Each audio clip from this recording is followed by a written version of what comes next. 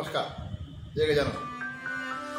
निलेश राणे प्रतिष्ठान मुंबईतर्फे युवा प्रतिष्ठान मुंबईतर्फे सामाजिक आणि या आध्यात्मिक क्षेत्रामध्ये कार्य केल्याबद्दल मला राज्यस्तरीय जिल्ह्यात सन्मान सोयीचा त्याकरता सर्वप्रथम मी आयोजकांच्या मनापासून या ठिकाणी आभार मानतो. परंतु या अशा प्रकारच्या पुरस्काराने आपण केलेल्या कार्याची पावती मिळाल्यामुळं आपलं कार्य करण्याचा उत्साह जो तो द्विगुणित होत असतो आणि आपण निस्वार्थपणे निरपेक्षपणे समाजामध्ये जर काम करत राहतो तर त्याचं कुठे कुठे दखल होती याची प्रचिती अशा उपक्रमात होत असते. गेली 30 वर्षे मी कीर्तन प्रवचन व्याख्यान या निमित्तानं समाजामध्ये फिरतो.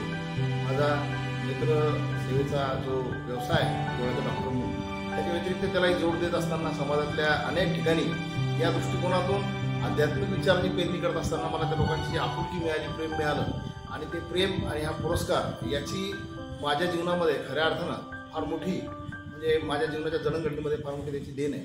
आणि यापुढे या अशा प्रकारच्या प्रेरणेनं माझं कार्य जे खरोखर अतिशय उत्साहात चालू राहील अशा प्रकारची मी तुमच्या समक्ष या पुरस्कार देणाऱ्या मंडळीला सुद्धा मी ग्वाही देतो. त्याचबरोबर अशा प्रकारचं हे पुरस्कार करून त्यांनी समाजामध्ये एक वेगळ्या प्रकारचा पांडा जो पाडलेला आहे त्याबद्दल सुद्धा त्यांचं मी मनापासून अभिनंदन करतो. कारण अनेक लोक जे आहेत त्यांचं कार्य जे आहे ते वाखाणण्यासारखं असतं पण त्याची कोणी दखल घेत नाही. म्हणून समाजामध्ये दखल घेणं फार महत्त्वाचं असतं.